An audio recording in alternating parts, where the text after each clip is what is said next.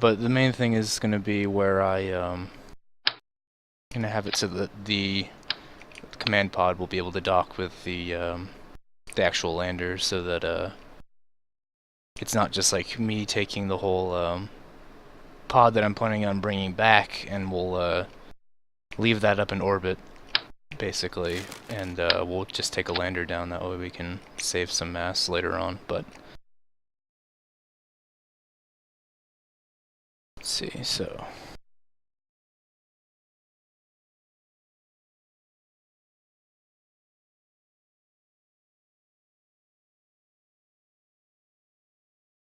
Yeah, make sure you want to put the parachutes, the side mounting parachutes, because obviously with the setup the way that I have it here, you're not going to be able to attach a parachute on top because the docking port's up there.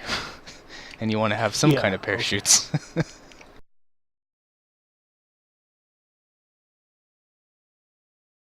And the nice thing about it is once you're in orbit, it doesn't take a whole ton of effort to get you out there where you need to go. So this upper stage doesn't need to have a whole ton of fuel to do what it needs to do. Yeah, I imagine you put like a poodle on it or something like that.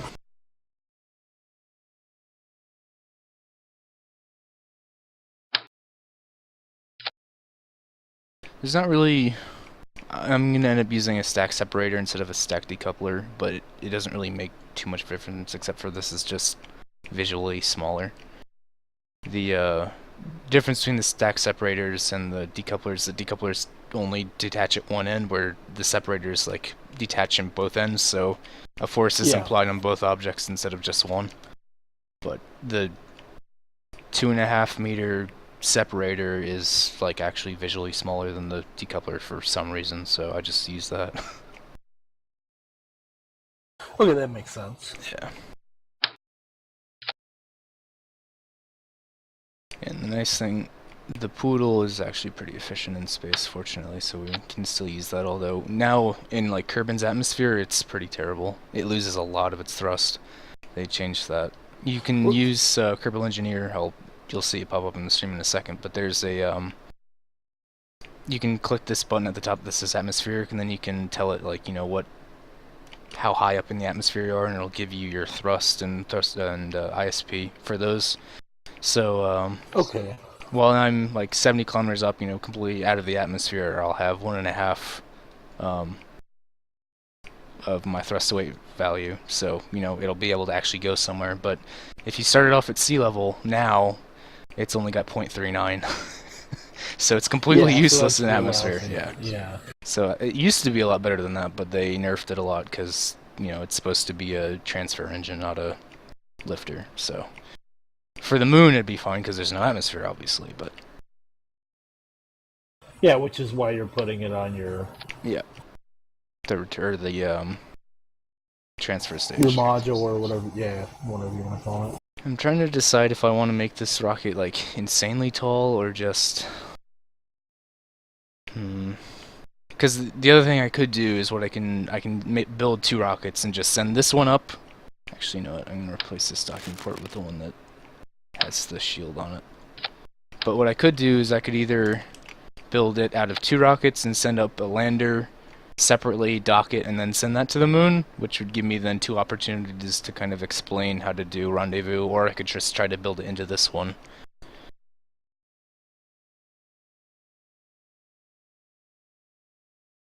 I'm not really sure where I want to go in regards to that, because I could...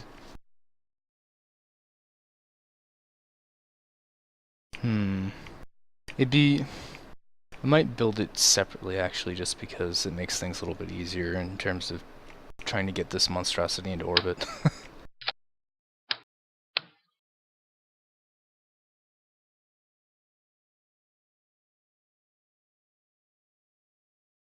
Switch back to...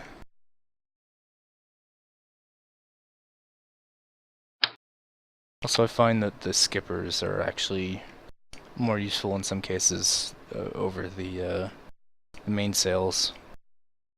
Just because, unless you have a ton of mass, you don't really need that extra thrust, and it's a little bit more efficient while you're in space. Okay, that makes sense. And it's like its ISP at atmospheric sea level is like 280 as opposed to 285, which is for the mainsail. But when you're actually in space, you get 320 as opposed to 310, so it's a little bit better. I don't know. It's Yeah. it's not noticeably different in atmosphere, but at least in vacuum, it's a little bit better. So let's see, that's 4800. So I'm gonna add probably a couple SRBs or something to it. Let's see.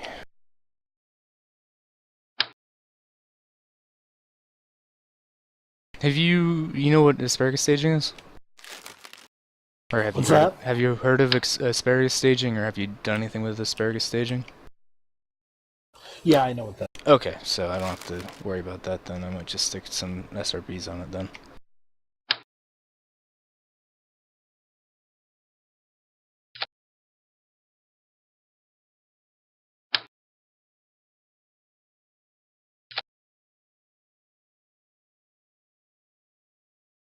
Yeah, it's actually important now that you put like nose cones and stuff on everything because the aerodynamics actually matter.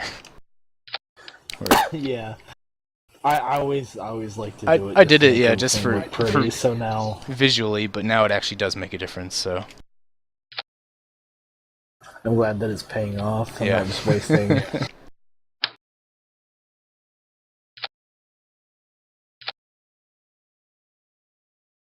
Okay, so this thing has. I wonder if I can.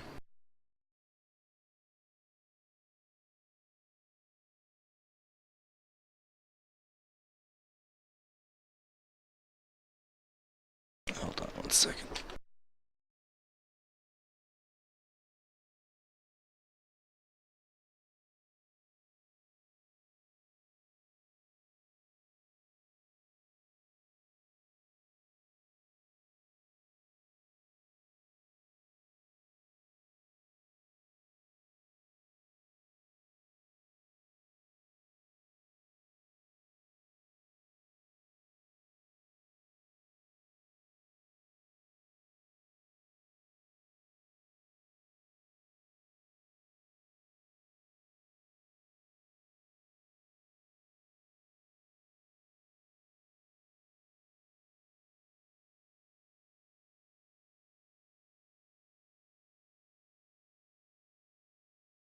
Okay, so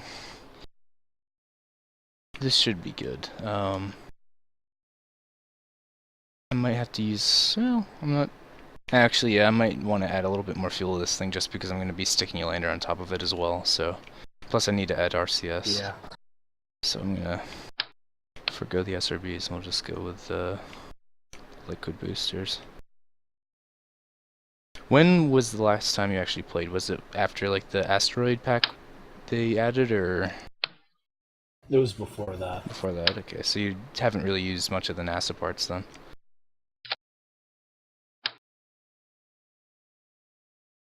Yeah, the 3.75 meter parts are just insane. Huge. Okay. Yeah, there's a bunch of stuff that I haven't even used at all yet.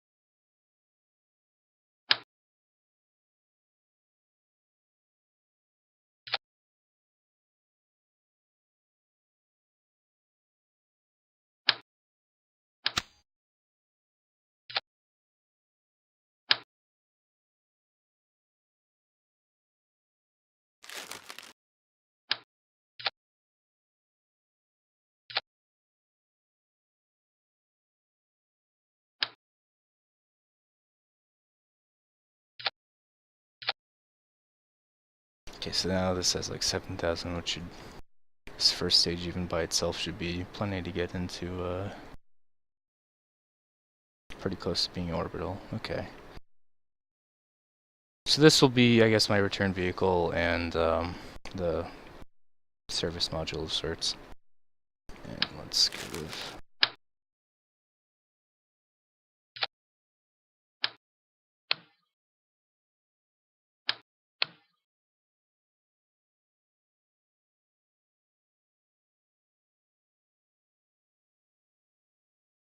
And I think I'll just build a single seater for the lander so that it saves on mass.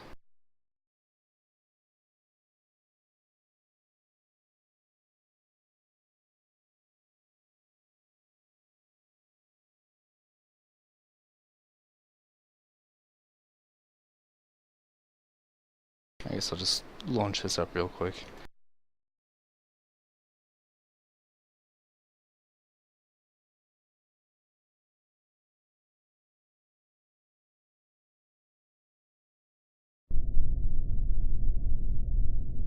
You'll see I have a whole bunch of visual mods and stuff installed, which eat away at my RAM. I imagine. Yeah, I was gonna say. I imagine that's probably why it takes 15 minutes to load. Yep.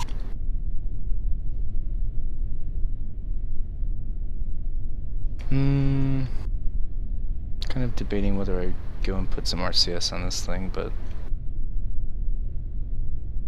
I'm probably gonna regret it later if I don't, so I'm gonna stick some RCS on here just so that I have a little extra backup in case I run out on the lander or something. Yeah. Just to be extra safe.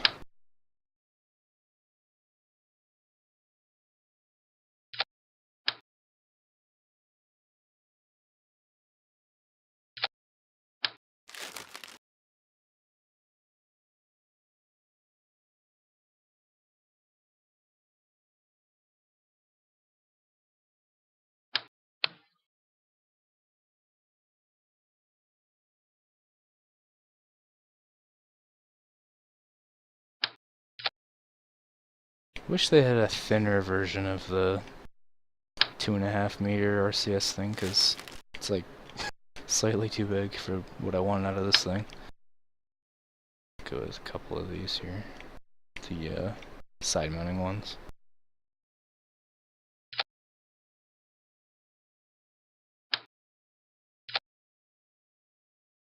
Hopefully that'll be enough.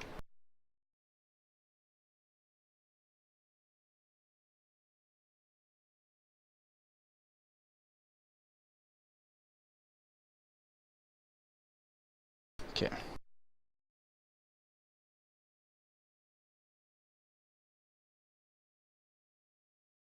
Anyway, the gravity turns in like 1.0 are a lot more subtle than they used to be in the old version. Like the old version used to get up to like what, 10,000 meters, and then you just like head over 45 degrees, and then you just keep going until you get further away. And now it's actually a lot more gradual over time, where you kind of, after like, the way I end up doing it usually is like maybe after 500 meters or so up, I'll like tilt over 5 degrees and then kind of just very slowly and, you know, end up getting all the way over to horizontal.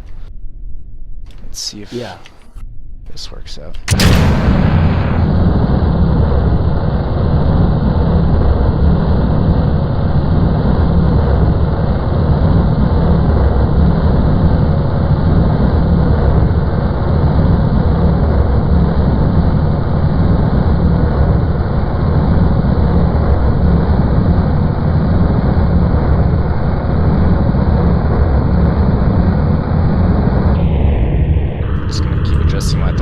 So that I maintain like a fairly steady rate of acceleration, because I don't want to be going too fast down this low. Just keep it just above like 1G or so of acceleration, and once you get to like once you get past that first blue section where the atmosphere is thickest, then you can start kind of being a little bit more aggressive. Okay, that makes sense. I see what you're saying. Because the thing is, once, like, if you're down really low and you try to do your gravity turn very aggressively, the drag is going to hit you side on and you'll just flip out really easily. So it takes, you'll get a feel for it. Like, you'll start doing your turn and all of a sudden it just starts flipping out of control and you have no idea what's going on. Once you get, like, above the darker blue segment, you're pretty much good to go. There's not much left in terms of atmosphere.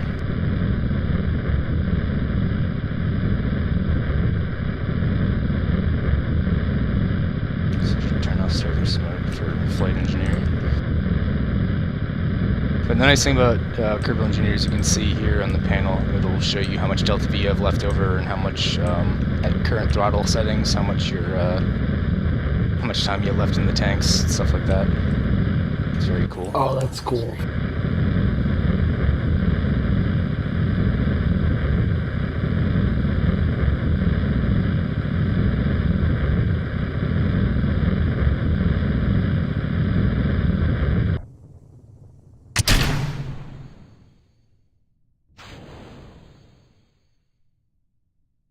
Game just looks visually way more impressive with what you have on there. Yeah, because I've got like the city. I mean, it's kind of hard to tell at nighttime, obviously, but I do have the engine lighting, so when the thrusters are fired up, you get the light source from that, and then the plume actually, because as the rockets go up, the atmosphere gets less dense, so the plume gets wider and wider, so that ends up happening.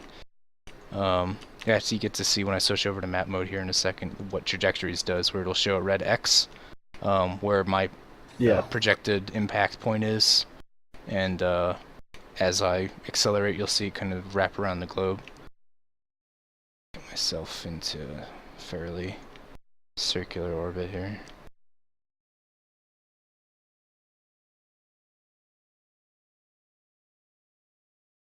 And what do you normally shoot for your for my parking orbit? Usually, like, at least for me, what I'll do is I'll set try to get for 75 for my AP when I'm still going up, and once I hit 75, I'll just cut engines, because at that point you're usually high enough that the drag won't bring you below 70. Okay. But honestly, if you want to have a little bit more wiggle room, you can shoot for like 80 or 100 or something, because it doesn't take that much more effort to get up there than it does to 75. It's just ever so slightly more efficient to get, because truthfully, you want to be as close as you possibly can when you're doing your transition burns, because the closer you are to the planet, the more Oberth effect you get, which makes it more efficient. Oh, that makes sense, yeah. Just start burning.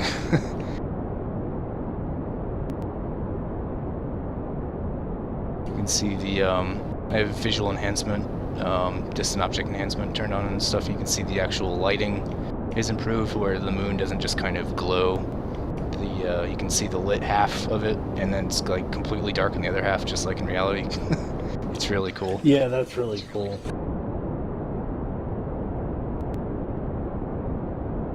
Let's take a look here. Alright.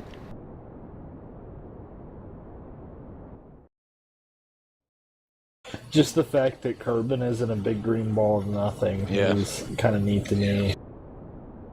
Yeah, the dark side is actually dark.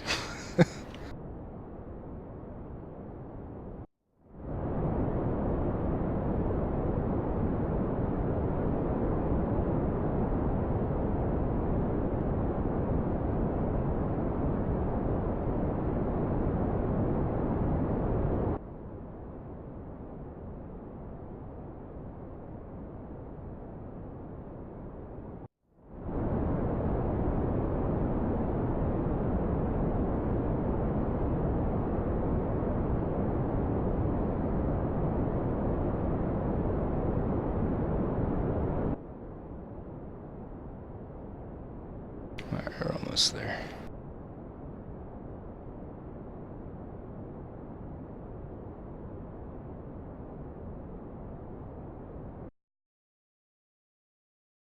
Okay, yep. Now we're safely in orbit. Nice. Spin around to the daytime side here. There we go. Yeah, I've got like clouds and stuff installed, so you can see the very pretty.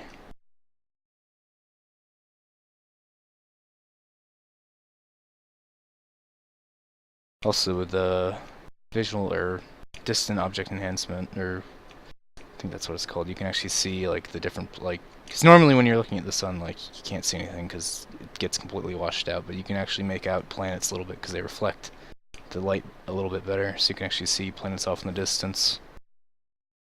And then when you're on the dark side, there's no sunlight to mess with the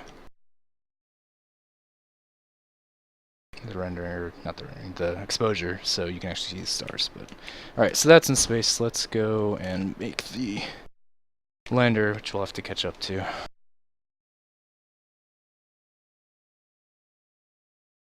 What's up, Peachy?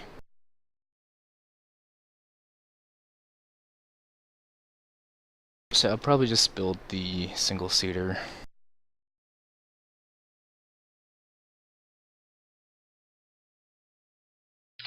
Mark 1 lander can. Demand a 2-seater with a rover. Actually, I've got Kerbal attachment system and inventory system installed where I can actually fill a container full of like rover parts and then build it on the surface, which is pretty cool. That is cool.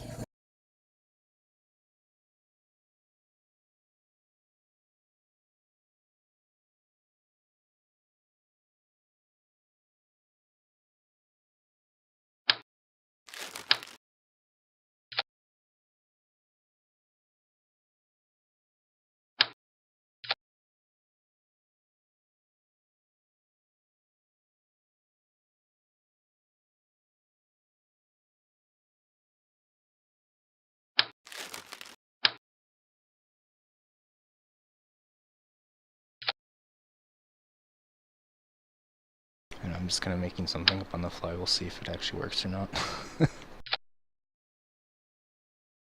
I have faith in your abilities.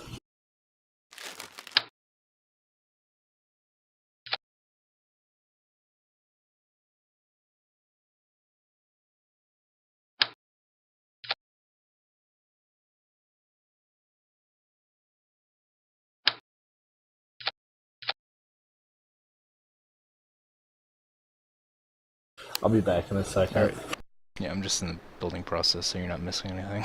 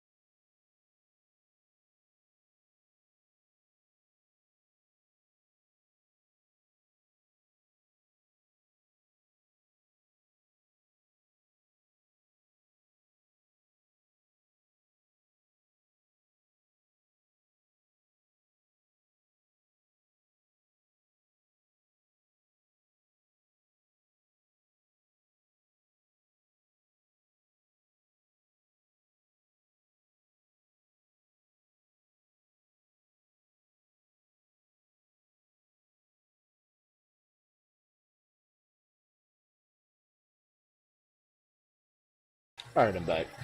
Okay, I think I just finished building the thing I need. I just need to recruit a pilot real quick to actually fly this thing.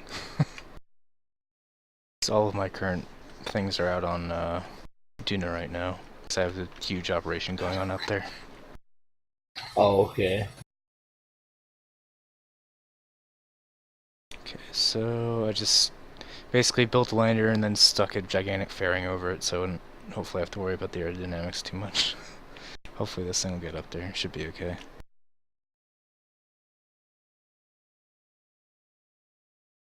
So yeah, first things first, I'm just going to worry about getting this in orbit, and then we'll see what we have to do for rendezvous. Truthfully, if I wanted to be really careful, I could probably time this, but I'm not too worried about it. We'll just time warp if I need to.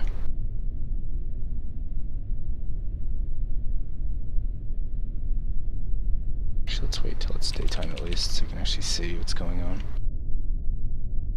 There we go.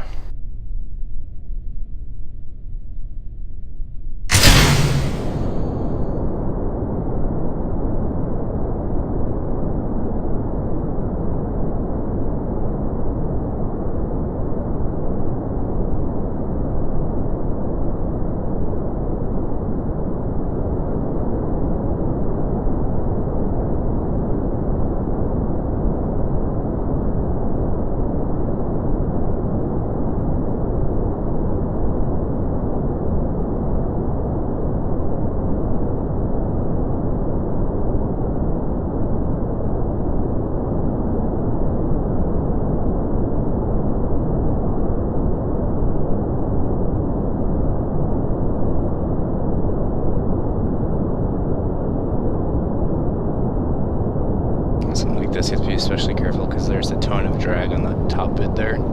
So if you turn over too quickly, you're just going to get thrown all over the place. So it's for something like this that's got a ton of drag at the very top, sometimes it's better just to get up, just go straight up a lot faster and get out of the thick atmosphere before you make any big turns.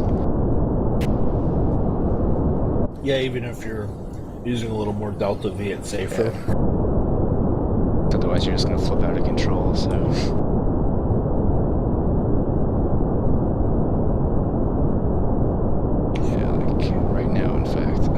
Yeah, too much.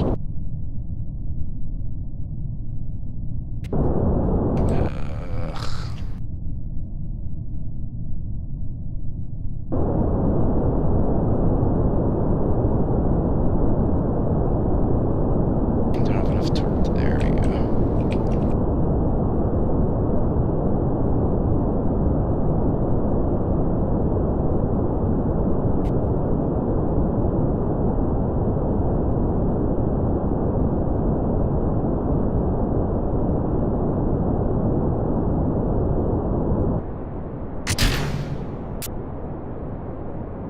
Couldn't you theoretically just put a couple more boosters down underneath? Yeah, I mean, I could change the way this thing is, but this is plenty. It's just, I should have plenty of Delta V in this whole thing. It's just annoying. If I hadn't turned as quickly as I had, it would have been okay. Yeah. Well, I was just thinking of that would... I mean, it's a little wasteful, but you're taking the mass off the top. Yeah, I didn't also have any fins towards the bottom either, so all of the drag is at the top. If I had some fins, it would have been a little bit better, but... Entered channel. I didn't bother. We're high enough now, I'm just going to ditch this fairing. Apoapsis is at like 4,300. So we're still going to climb a bit.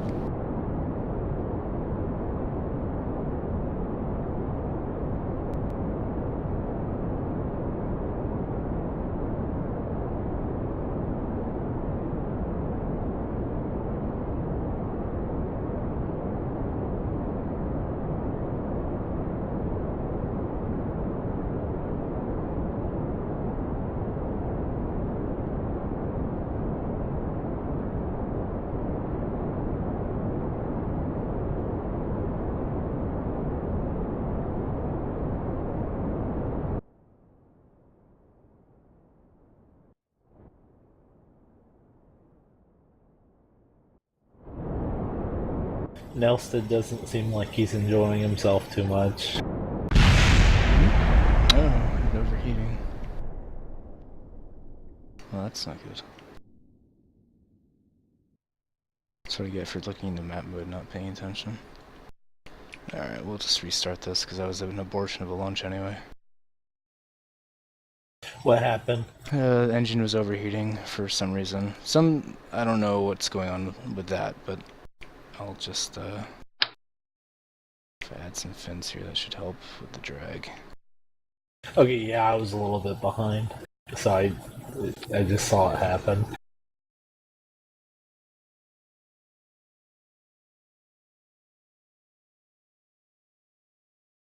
So we'll just go straight up until we hit like 10,000, then we'll start kicking over a little bit.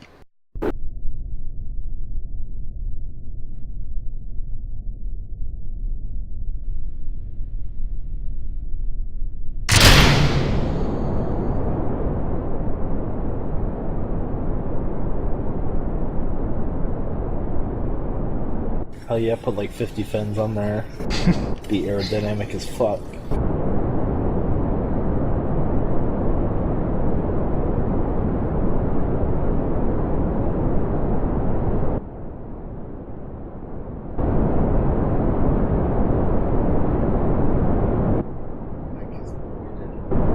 Yeah, now I can hear you. Although you're a little quiet. I didn't like it. You're still quiet.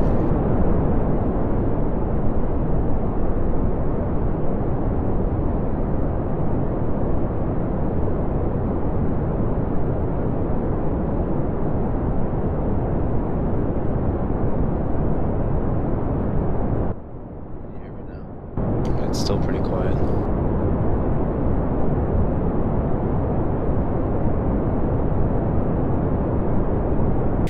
That smoke is so pretty.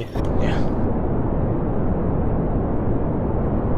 I think I'll start to notice it opening up too once I get up above here. Start turning a little bit now.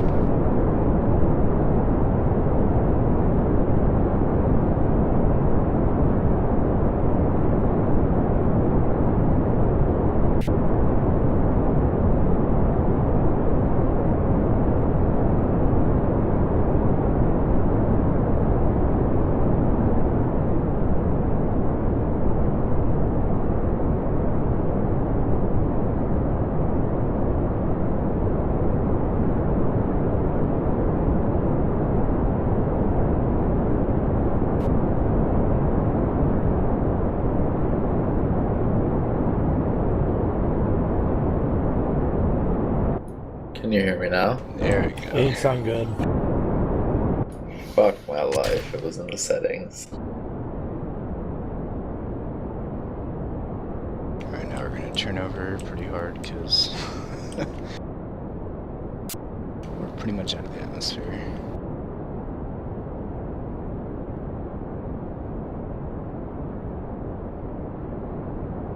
Even with the fairings, that's just so fucking unwieldy. Yeah, it is.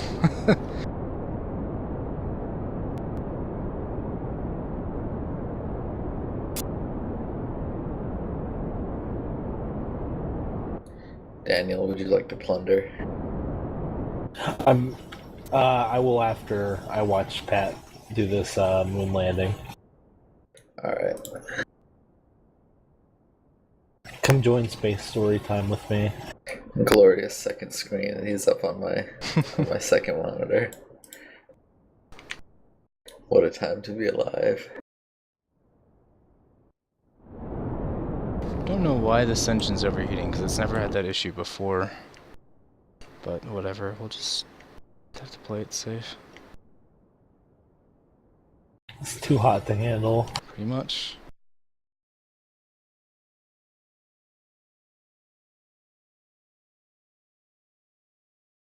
It doesn't help that it looks like a fucking dick.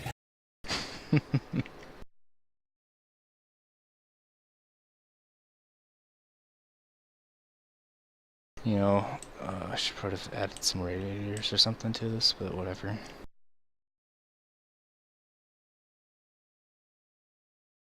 Because now they added it so that, like, you know, being in space doesn't mean, you know, things get cold because there's nothing to radiate heat from. So, since there's no particles to, you know, transfer heat, it just gets hot and hot and hot and hot. So, if I added radiators, that'd probably help, but whatever.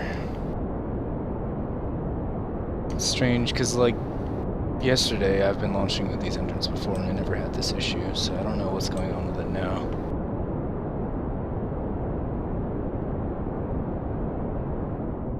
Yeah, that is pretty strange.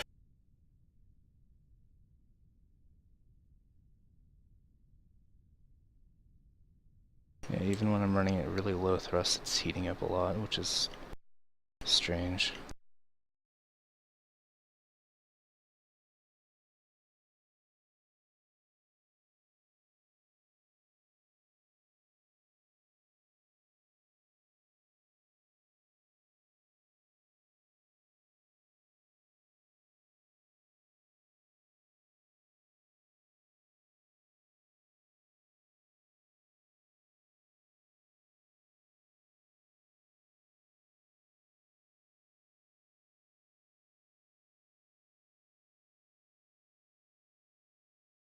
It's not cooling down at all, so it's just gonna...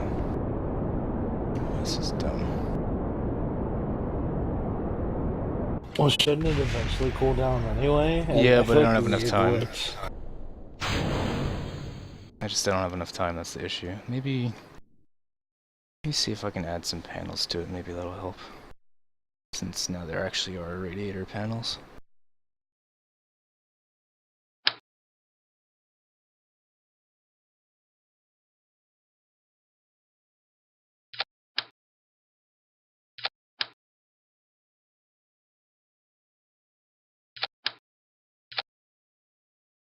We'll just do some... Because they have like these attached on the side panels, and they also have like the solar panel looking things that fold out, so I might just add... Oh, those are huge though. Hmm...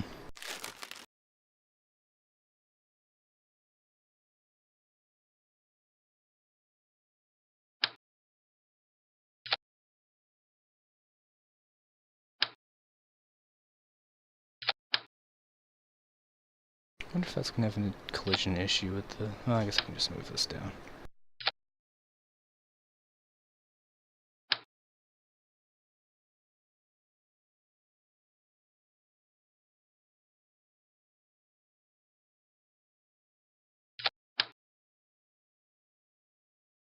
Alright, so I got radiators all over this thing, so...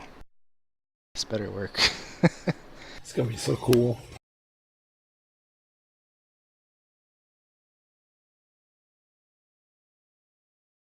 It better be.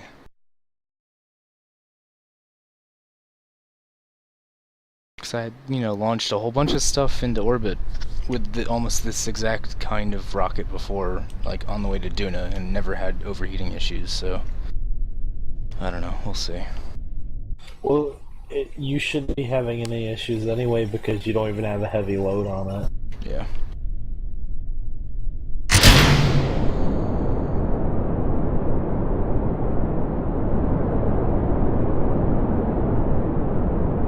It just has this lovely view of the fairing in front of him. Can't see anything. Credit to his Maybe piloting skills. Yeah, well, maybe that's why he's terrified.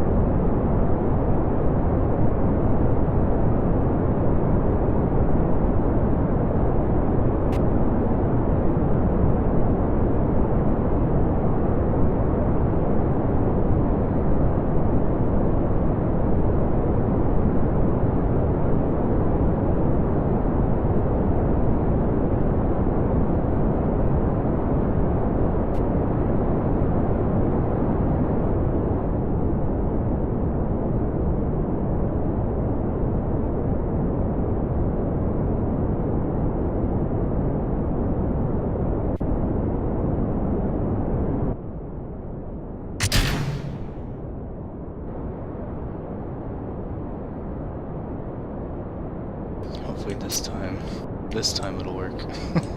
I have faith.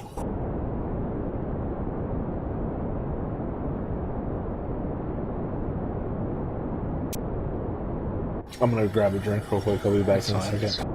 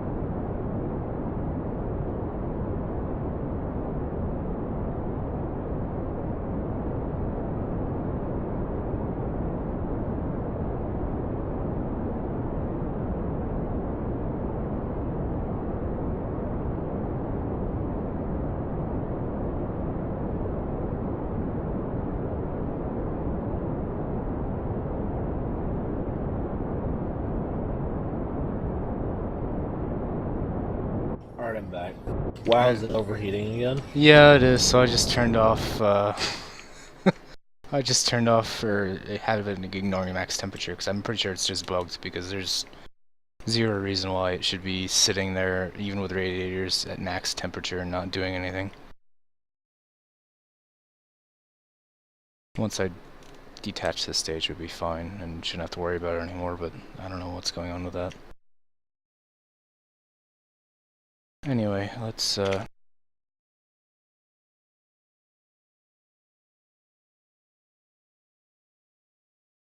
so we're gonna Fucking worthless radiators. Yep. So the first thing we're going to do when we're doing this rendezvous thing is make sure that our inclination is aligned. So we're going to go set the thing as target, and then we're going to go to the ascending or descending node, and then we're going to go normal or anti-normal, which are the triangle-looking things. The purple. Yep. So for the ascending node, we're just going to grab the down one and basically just tweak it until we get to 0.0 degrees. Or Well, nan. normal and anti-normal are would be like up and down from your axis in relation to the planet. Right. Okay, I just want to make sure I have that right. So you have prograde, retrograde, radial in, radial out, and normal and anti-normal. Well, radial in and out is The gray away ones, and Yeah. And those are, yeah, towards the body and then away from the body that you're orbiting. Apparently I'm back in atmosphere again or something. What the hell's going on with this? Just tweak up real quick.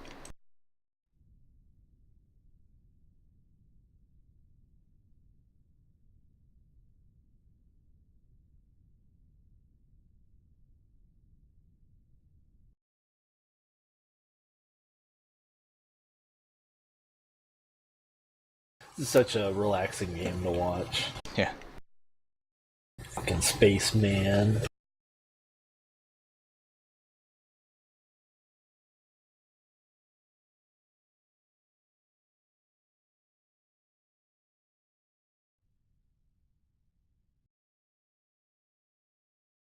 What the hell's going on with this thing? Something really weird is going on. Okay, whatever. Redo this. Okay, yeah, okay, this should be fine.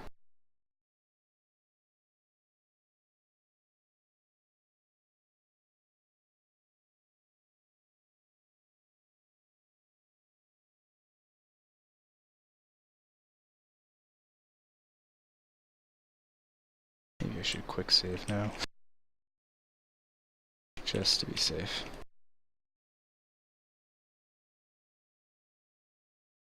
Alright, so yeah, Kerbal Alarm Clock, basically I can set a node for like 10 seconds away from when my burn timer is, and I'll just like warp all the way up to it and not have to worry about missing it. Okay, so you can automatically set halfway in between them. Yeah, like if I, actually I think since it's updated to whatever version it is now, I guess 3.4, it'll actually tell you how long it'll take to do your node at, 100% throttle. Which is actually incredibly useful, because sometimes, like, if you had your craft at half throttle when you stopped the last time that you use your throttle is usually what the maneuver node system works on, or is based on, but Kerbal Alarm Clock will actually tell you what 100% thrust will give you. And then it'll give you, like, it'll calculate, like, half time, obviously, and it'll ask you if you want to set it to the half burn or the full burn point. Which is really cool. Alright, so now we're safely in orbit and our inclinations are aligned. And now it's basically a matter of playing catch up with this thing. So I could switch to the service module and kick my orbit up, because right now we're behind it, and in order to catch up to it we have to be in a lower orbit, so that, like, as we're traveling faster around it, so over time we're gonna very slowly catch up to it. But if I want to make this go faster, if I kick, since I can't go lower in this orbit because I'm gonna hit the atmosphere, if I kick my other one up, it'll probably speed things up.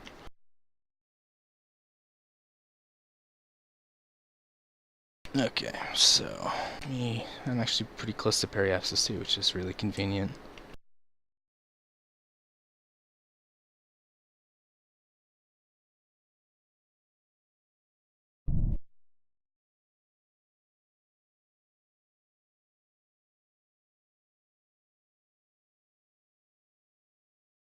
I know there used to be a bug where, like, with the mainsails, if you attach them directly to an orange tank, they used to overheat all the time, so maybe something like that has crept back into this game. That can be true. Because I launched with basically the same rocket as before and did not encounter that issue, so I don't know what's going on, but whatever. We'll kick this up because we have a ton of fuel on this stage. I wasn't expecting to have, or wasn't leaning on having, so we'll just kick this up to like 250 or something, maybe. Yeah, 200's fine. That should be enough to speed things along. Alright, so we're gonna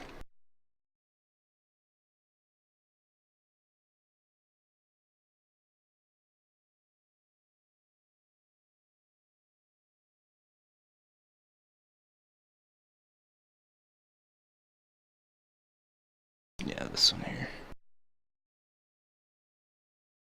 I'm pretty sure Kerbal Alarm Clock has something where you can set it to, like, warp you to closest approach. But let me see what I actually have to do here. So I need to kick my apoapsis and my periapsis up a little bit higher so that I can encounter.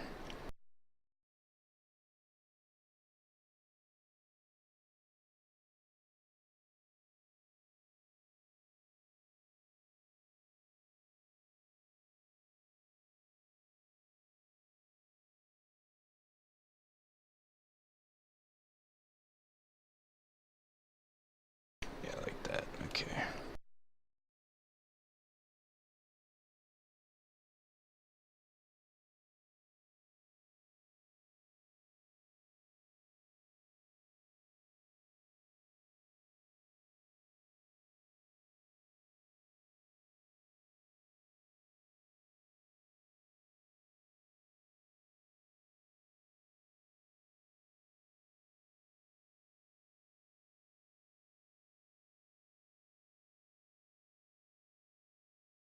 And just time warp again.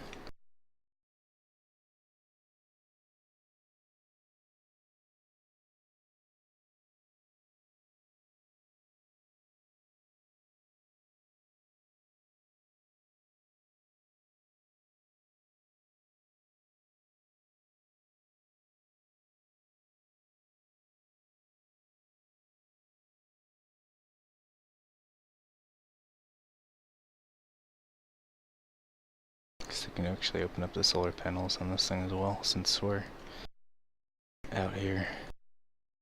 Yeah, I think I get the gist of what you're doing, though. Yeah. Raise the one side of the orbit so it's not completely circular. Yeah. Well, I could have, if the thing is, it just takes longer because I can't time warp as fast when I'm at that low altitude. So if I kick things up, it'll take a little bit less time, but it's slightly less efficient to do exactly what I'm doing. But at this point, I have so much, Delta V budget. I'm not worried about that. It's more just how long it's going to take. All right, so set as target, and we'll see what happens over time.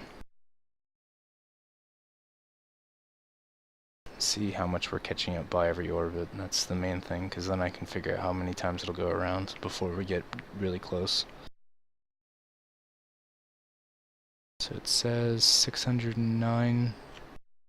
Oh, wow, that'll be the next one. That was convenient. I guess I worked that out pretty well. Good deal. Because now it's coming down to 34 and 10, so I can actually play with that really easily here. And basically now at this point, once you have a really close approach, it just comes down to messing around with maneuver nodes and kind of playing around with it until you get what you're looking for. Yeah. Well, yeah, I was going to say is once you get them both in orbit, couldn't you, like if you have them like cross orbit or something like that, just plan an intercept maneuver? Yeah, because what I'm doing, like once you set it as target, it'll tell you as long as your orbits intersect at some point how far away at the closest approach you will be. So you can, a lot of it is letting gravity do by far most of the work, because that's, the most efficient. You're not using any fuel, you're just letting gravity, throw you around until you get close. And then once you get that one that's, relatively close, that's when you can fine-tune it with a little bit of fuel. Like right now, in order to get an encounter of like only 100 meter separation, I'm just using 13 meters per second of fuel, which is nothing, because I let gravity do most of the work. And then once you get close, you even it out so they stay close to each other, and then you set your intercept. Yeah, and I'll show you what to do for that. It's kind of, it took me a while to understand what exactly I was trying to do, but once you see it, it makes sense. I'll try to talk through it as well. I imagine it's about the same lines as like what you would do if you're trying to get into the influence of like the moon. Mm-hmm. Yeah, we'll go over it in a second here, once I get closer. Once I finish this burn, then it's basically going to come down to... Okay. Because what I found the easiest for me, like whenever I was getting to the moon, was locating on where it was relative to Kerbin. Mm-hmm. And then going 90 degrees out. Yeah, that's your phase angle for the moon is basically, that's what you're looking at there. Okay, so right now I have a 1 kilometer separation at closest approach, so I'm just going to kind of warp in all the way till I get to that point, and then we can play around with it from there. The important thing is that you switch over, and it should do it automatically if you have it set as target and you're going for closest approach, is that you want to switch over to target mode, so you click on the nav ball on the velocity thing till it tells you target, and that will give you your relative velocity to the target instead of your orbital velocity, because that's very important, and it also changes where your prograde and retrograde markers are. And then for this, what you want to do is you want to think of yourself as pushing your retrograde marker towards the target retrograde marker, so you've got the green and the pink ones there, purple.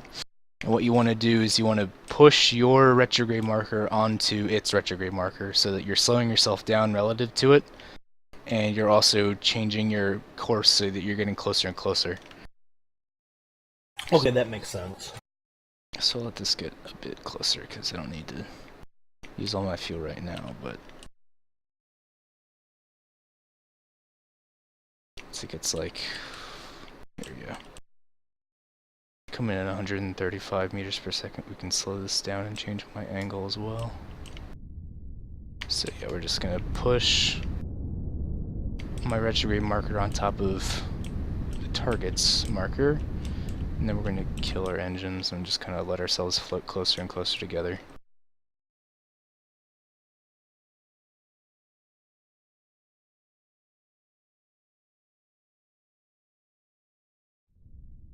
Just slow down a little bit more because we're getting pretty close.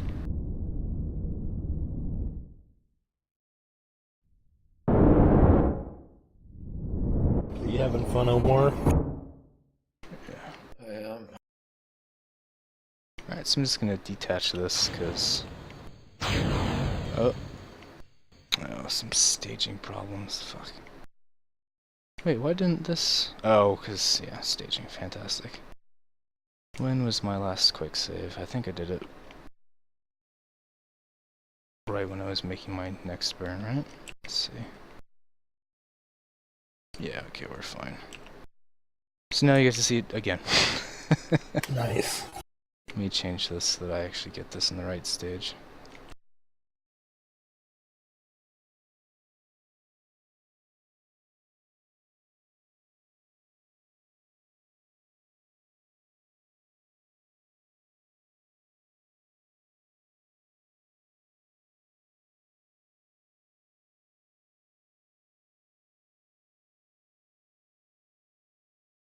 Yeah, I'm a little bit behind. So it was fun just seeing you get close, and then it all just blow into shit.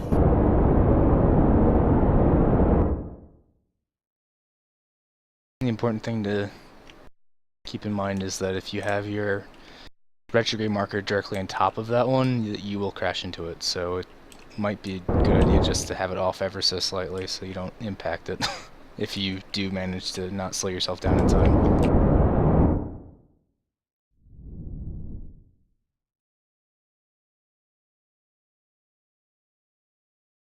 But yeah, all you're trying to do now basically just make your relative velocity 0 when you're pretty close.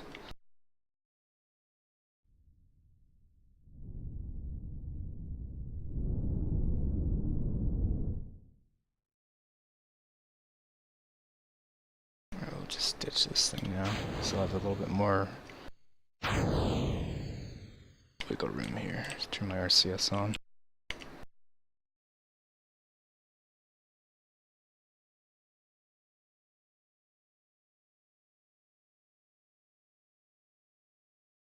I don't know when they added this, but I think it's nice that you can change your staging around in flight. Yeah, I think that's been around here for a long time. I don't know. It wasn't whenever I played last. And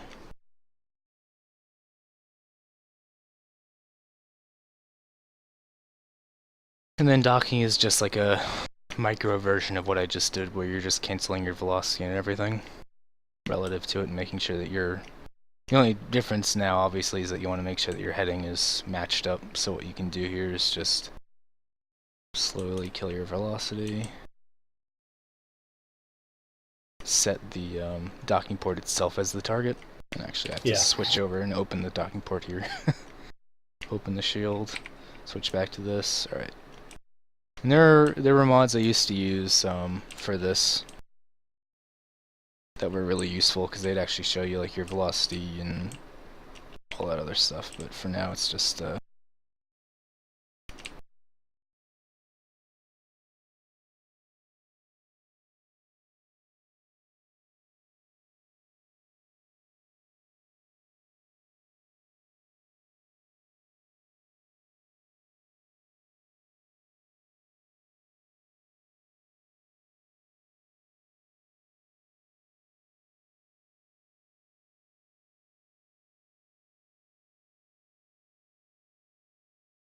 course, I realize now that my RCS system isn't really balanced on. Oh, I don't even switch to chase mode so my camera's not freaking out. There we go.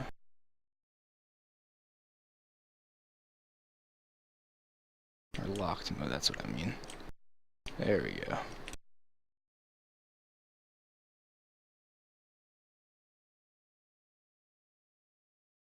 Now, since my craft isn't exactly balanced for RCS with these extra fuel tanks on it, it's kind of wobbling around.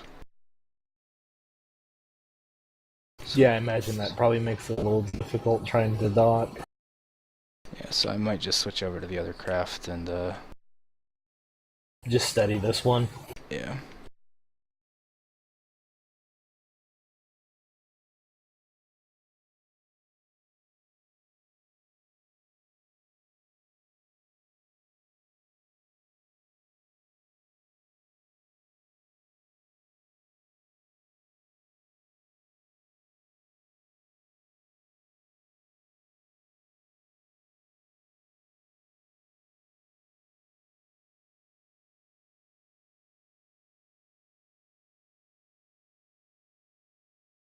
You can kind of use your prograde and the target prograde as your target for actually docking here. If you put yours directly on top, that means you're basically heading towards it, and then it's just a matter of doing the final lineup prep. Okay, that makes sense, yeah. But yeah, you want to come in nice and slow. And you can vulture on that shit.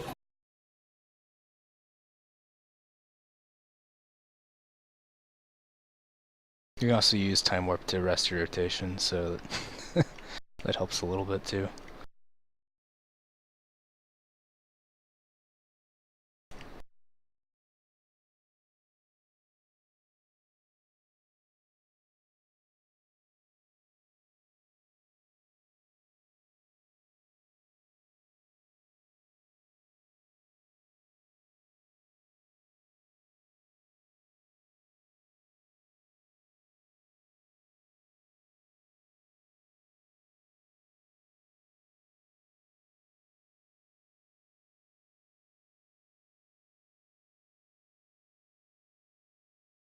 And once you get close enough, the magnets will take over. Like that. There we go. So now we're docked up. Nice. Now, next important thing is to make sure that you have all your backward facing engines turned off, because that wouldn't be good. Alright, so those are all turned off. The connection between these two things is kind of wonky. Like, it's not the strongest, the strongest bond between two docked parts, so you kind of have to be careful when you're going through full thrust, but here we'll get my lunar encounter.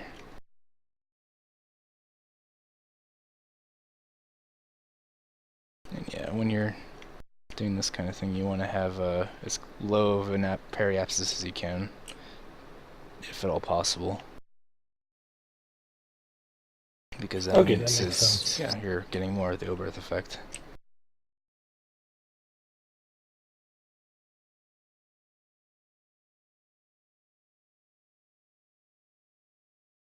Looks like it's about a minute worth of burn to do this. Okay. And I've got about a minute worth of fuel in my tank, so that works out.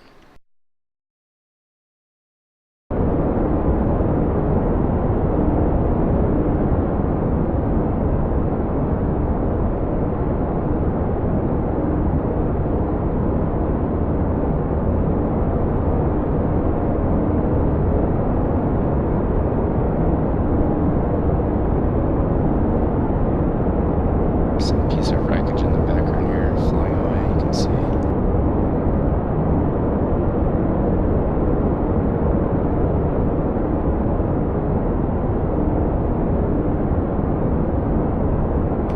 I noticed all of a sudden once it got out of physics loading range, the frame rate improved a little bit.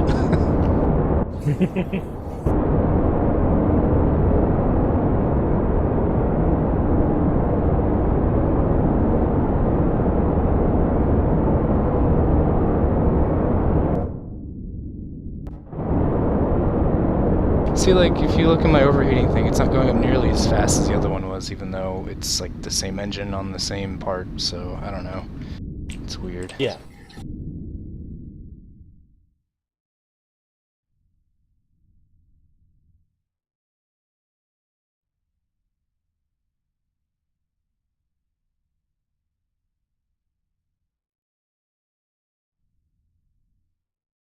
Okay.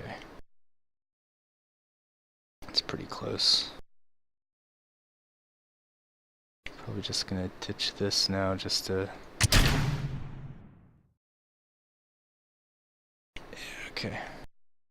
Make things a little bit more bearable.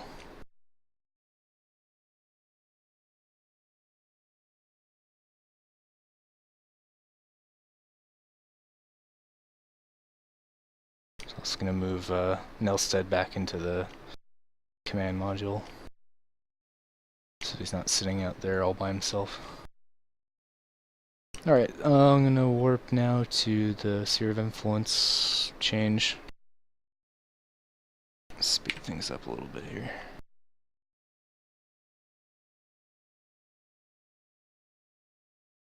Should probably also quick save just to be safe.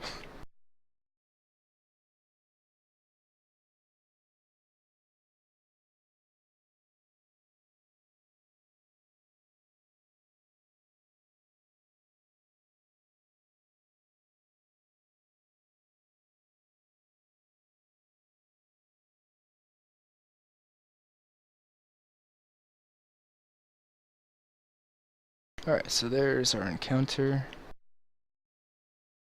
And let's see, our periapsis is a little low at 3,000. You actually see it intersecting one of the hills on the moon there, so I'm going to ever so slightly boost myself up out of that so I don't impact the train, because that wouldn't be great.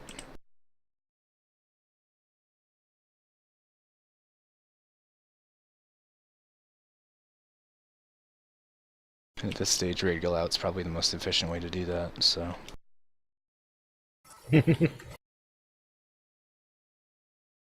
Oh, I actually have to activate my engine. We're staging a little bit here. I'm gonna be careful I don't accidentally, like, turn off something. There we go, 37, that's plenty. Alright, and then it's just a matter of, I mean, you've done this before, just capturing yourself into orbit. And that's just a matter of slowing down.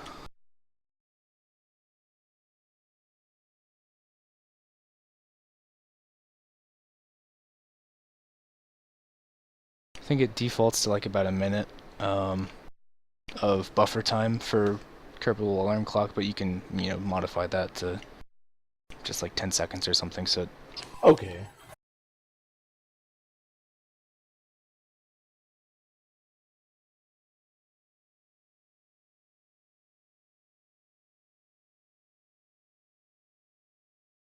It says it's going to take 16 seconds, but that was like 1/3 throttle, so we'll see how long it actually takes.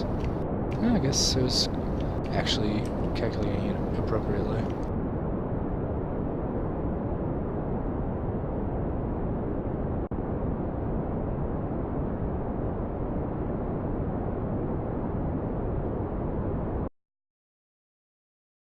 Alright, so I'm captured now. I guess I can just bring myself all the way down to a lower orbit. And obviously, for the first time landing, you want to do it on the day side, if at all possible, because landing on the moon at night is not a great idea. Yeah. I'm also going to take the time now to refuel my monopropellant into the lander itself. Yeah, that shit throws me off so much. Like if I get into an orbit with the planet and it's fucking dark on one side, because I'm not used to just going to the map and relying on Yeah. that. Actually, for landing at nighttime, probably doing it inside the cockpit would be your best bet, just because it actually has radar altimeter. I mean, if you have Kerbal Flight Engineer, it'll tell you under the surface tab here. It'll actually show you how high you are above the terrain. But Oh, okay. for, if you're trying to do it without that for whatever reason, if you go into the IVA view for like one of the lander, for any cockpit, but for the lander cans in particular, it'll actually give you your radar altimeter when you're like 5,000 up, I think it starts, and then 2, 1, and then the couple hundred above. And that'll actually show you, instead of the regular altimeter, how far you are. But anyway, let's get on the surface here. So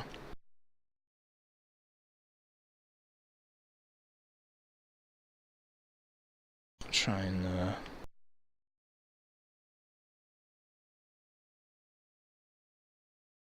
pick a good spot here,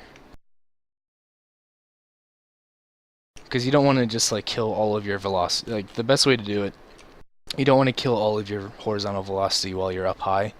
You want to bring yourself down low, and then you'll slow yourself down. Yeah.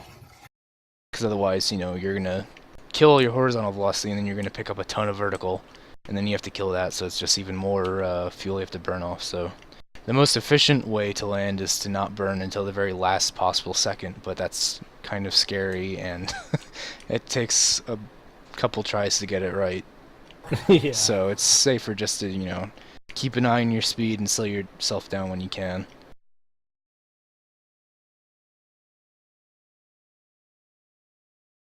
Just went past a little bit, but it's no big deal. So I'm actually going to try and save as much fuel as possible in the lander. I'm going to decelerate with the service module. Just make sure we transfer the crew over before I disconnect this. And you can transfer crew without having them actually EVA by clicking on the door, and then clicking the transfer button, and then clicking on a compatible part. Okay. So Shepcot will be a one landing. So let's undock this.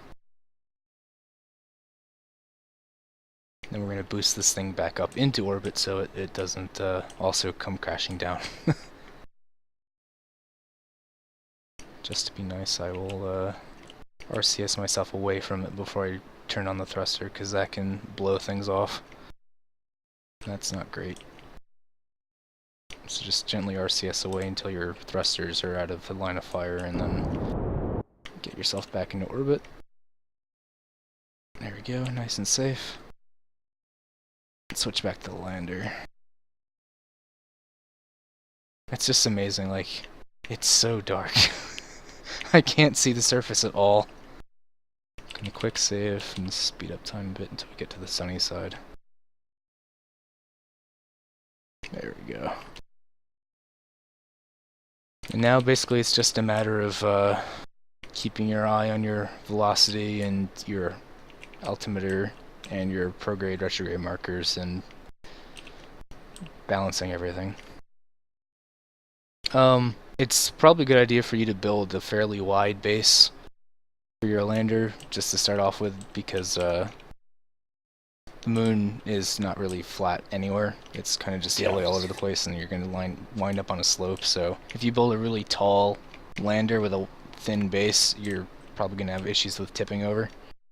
So like a short, stocky lander with landing legs on the outside, like the far outside, would probably be a good idea for a first lander build. That makes sense, yeah. Make it as easy as possible. Yeah, you want to give yourself as many advantages as you can. Maybe I'll put myself down. We'll see what happens. Just gonna routinely quick. That's the other thing. Just routinely quick save all the time. Actually, I guess I can start now. Okay, I had a feeling that was gonna happen. Oh, that's right, because I manually turned off my engines. Okay. Because I just decoupled my outer engines because I forgot that I accidentally, or I didn't accidentally, I on purpose turned off the engines manually, which means that spacebar isn't going to do anything. Alright, this is better. There's also some errors in my visual mod that it's now creating smoke and vacuum for some reason, but whatever. Seems realistic to me.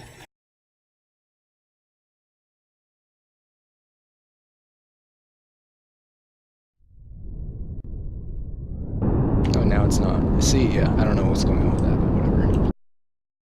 Fortunately, since there's not a ton of mass, like these LV99s have hardly any thrust to them, but with 4 of them and hardly any mass, this thing shouldn't have any problem slowing down.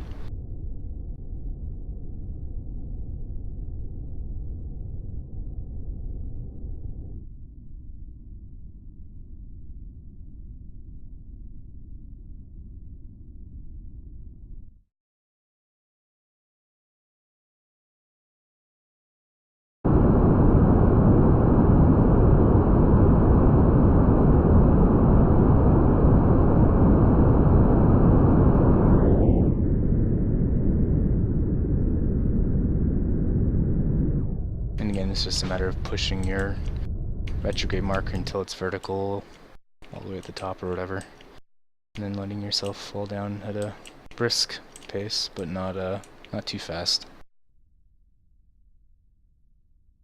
That makes sense. If you can find a setting on the throttle that is slow, is enough to reduce your speed, but not the last thing you want to do is go up. So if you can find a setting on your throttle that lowers your speed slowly, but not to the point where before you hit the ground you're going to start going back up, that's pretty decent. Let's let myself fall a little bit faster here.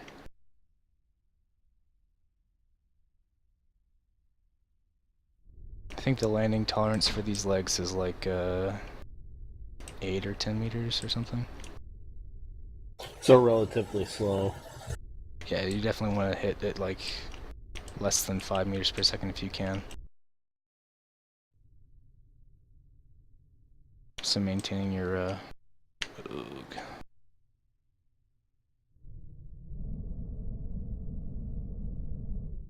Come back. Yeah, and the other thing too is don't worry about, going full throttle if you feel yourself getting into a bad regime. You can always come back and try again before you hit the ground. Better to do that than crash. Oh, and now I see why it was freaking me, is that I was in orbit mode, not surface mode.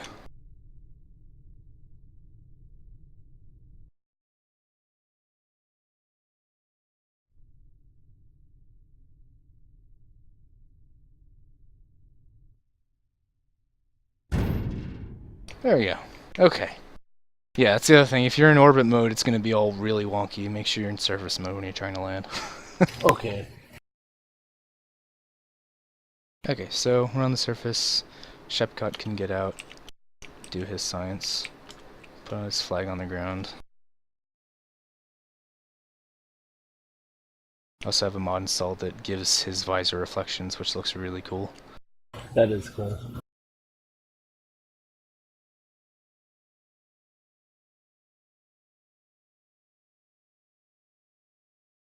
So if I flip him around here, if you look at his visor here, you can actually see the ship reflected in it. It's pretty cool.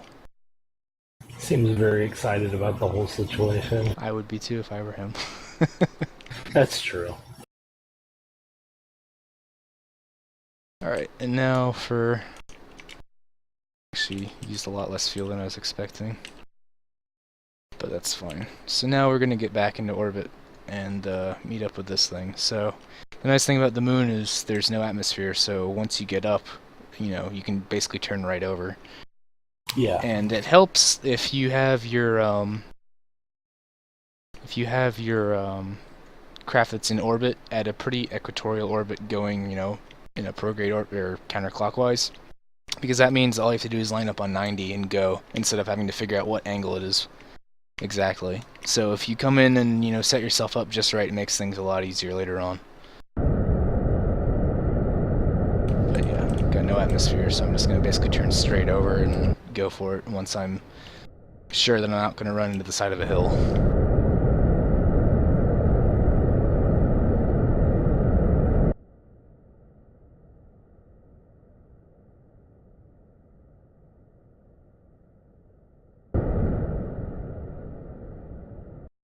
Oh wow, that's already pretty close. I wonder if there's any way I can... Probably just a matter of speeding up, yeah.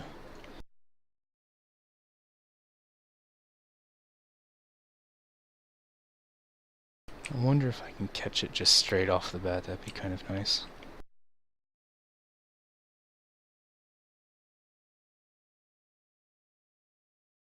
A quick save, so we'll give it a shot.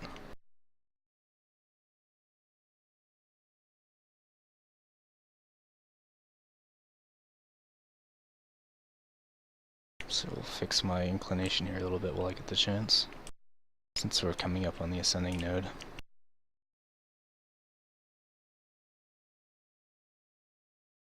Is this the one weird trick to intercept? Yep. Spacecraft hate this one weird trick.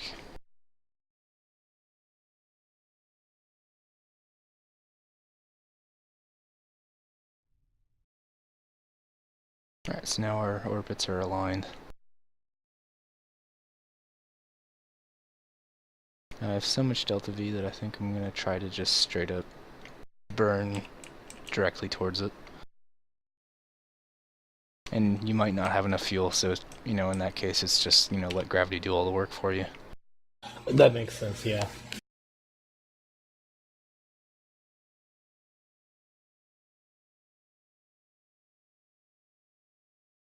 And this means I should be able to do it on the light side of the planet, or the moon, because docking on the dark side is not fun unless you have lights, and even then it's still not great.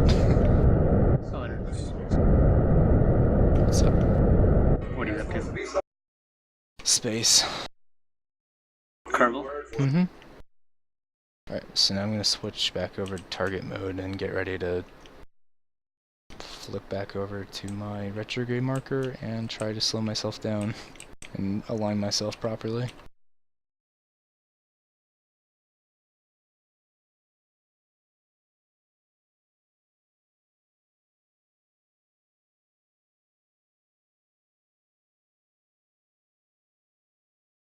Just do a named quick. You can do a named quick save with the Alt F5, by the way.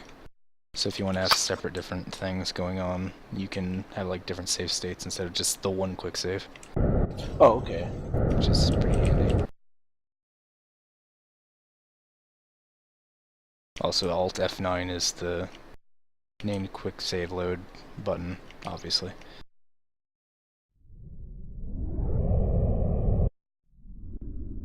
Yourself down to like 20 meters, 10 meters per second.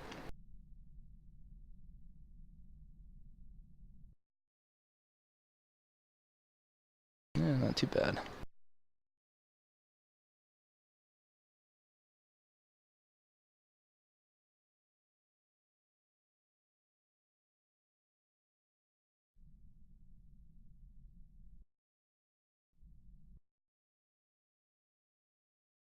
And typical me engineering, I way over engineered it and have like tons and tons of fuel, but hey, it's better to be safe than lost in space forever.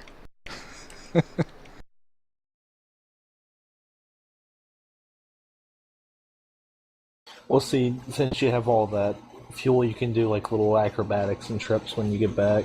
Yep.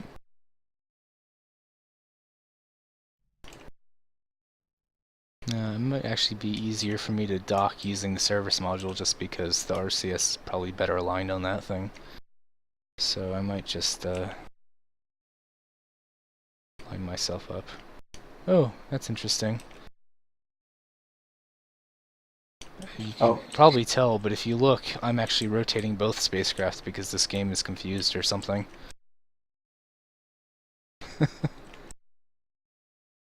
That's gonna make it a little difficult.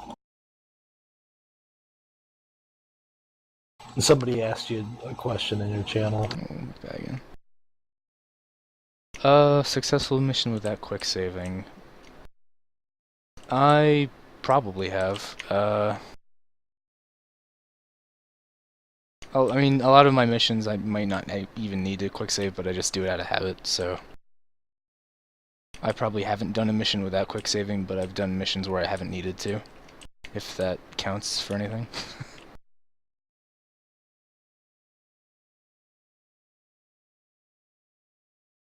Because, you know, I'm so good, I don't ever mess up, right? That's... There's no way that I, you know, messed up like 2 or 3 different, designs of this craft. Of course not. Well, That would to never be happen. fair, you really didn't mess it up. I think that's just a glitch. Part of because it, there's no- it could very well have been a glitch. It did seem kind of weird that it was happening the way that it was, but whatever. It's the one thing that kind of messes with me is that you have to constantly mess with your camera angles to make sure that you're actually lined up on every axis, because sometimes the camera angles will lie.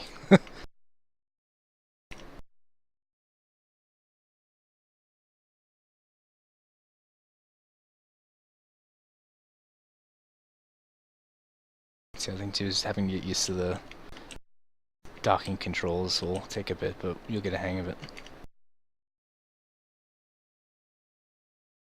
I think the magnets are starting to pull, maybe? Yep, there we go. Alright, so I'm going to transfer Shepcot back.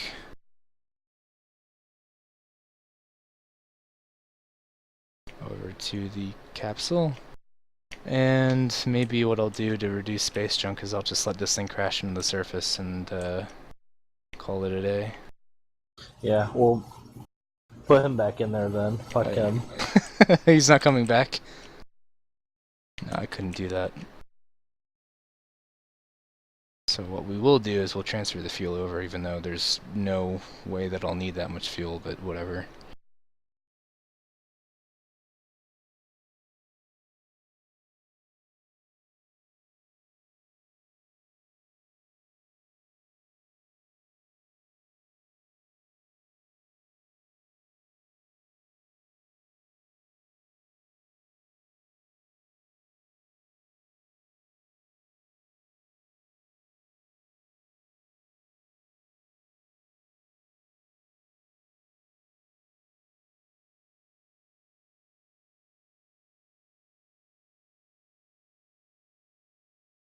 Okay, so now we just slow this thing down until it intersects the moon.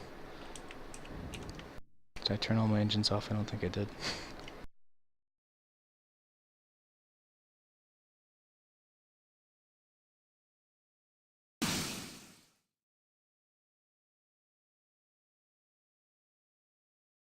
There we go, alright.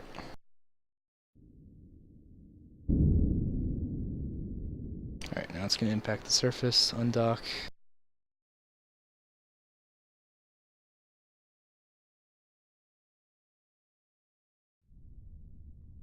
And we'll get out of here. Alright, and then the next thing that's kind of important to keep in mind is the most efficient way to return from the moon. If you find yourself like really low on fuel, you can actually get back from the moon really easily with a very little amount of fuel if you do it at the right time. So what you're trying to do is basically get yourself for the moon to throw you backwards so that it slows you down.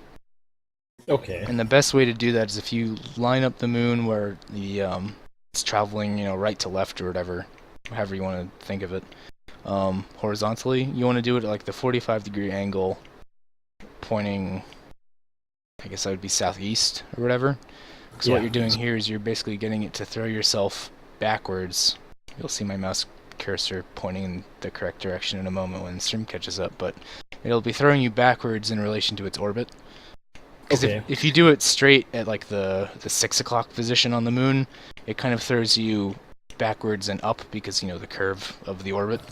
So the best way to do it, I found, is just do it that 45-degree angle. So it'll throw you backwards, and you can actually get an encounter with the moon here with the Kerbin to where you'll actually come back, and you won't even skip through the atmosphere. You just straight up re-enter with only 260 meters per second of delta V, it looks like.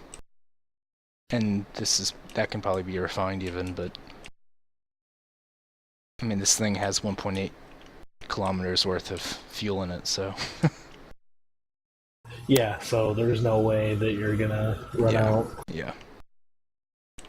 But for when you're leaving Kerbin to go somewhere, and if you're trying to come back, it's basically the 45 degrees where it's going to either throw you backwards or forwards is the 2 points on your orbit that you want to make the burn if you're going interplanetary. Like if I wanted to leave Kerbin, then you would, if I'm using the moon here just as a example,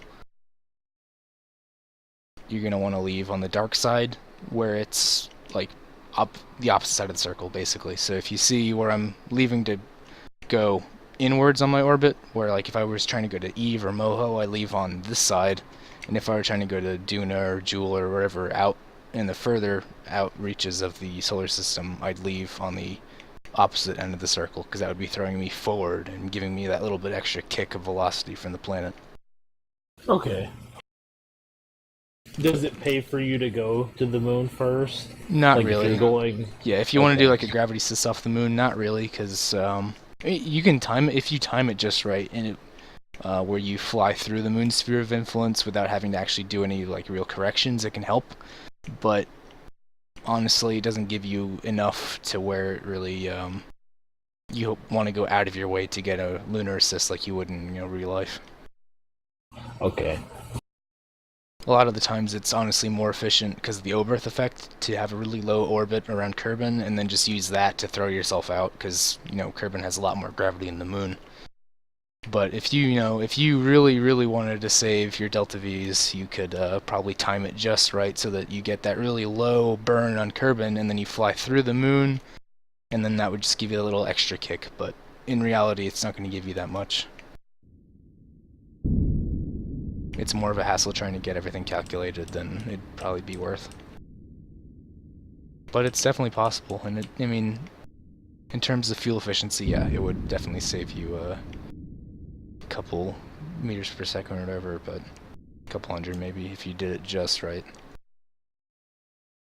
So that would basically only be if you wanted to build like a smaller craft or something like that, try to save as much delta V as possible. Okay, and at this point, like, when it comes to re-entering, you don't want to go too low because you'll burn up, but you don't want to go too high because then you'll just skip through and it'll take forever for you to get back down. But I think aiming for around like 30 or 40 is about where you want to be, because that's where the atmosphere gets thick enough to kind of start slowing you down. Yeah, and you're not at a steep enough angle where you just burn up. With the heat shield, it helps a lot, but I don't know with these. Let me turn off the max temperature thing. We'll see what happens, but I should be fine. The heat shields are pretty good at their job.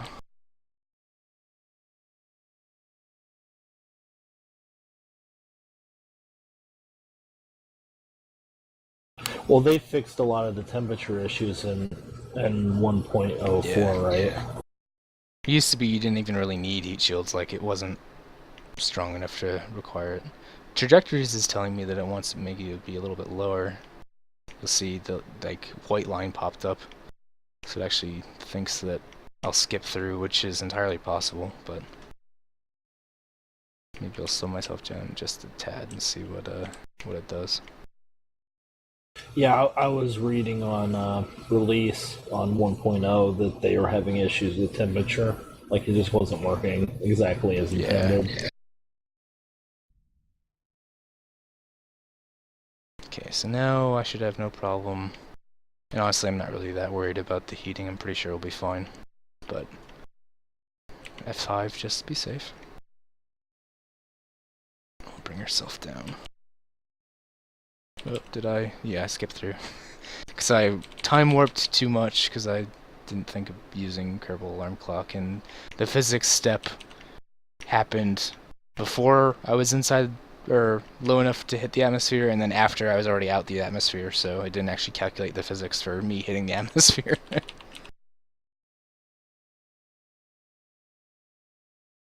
But now we should be fine. Let's go ahead and ditch this fuel tank here. They also changed it in the most recent version now where you don't want to activate your chutes automatically, like, because they will burn up or they will, you know, get torn off by the high speeds or whatever. So if you right click on it, it'll show you. Yeah, I saw whenever I deployed a little high that the colors changed on it. Mm-hmm. Yeah, if you right click on the actual parachute itself, it'll say like safe to deploy, and then it'll tell you whether it's okay or not. But just watch this thing hit the atmosphere and see how much of our heat shield we actually use. Probably not a whole ton.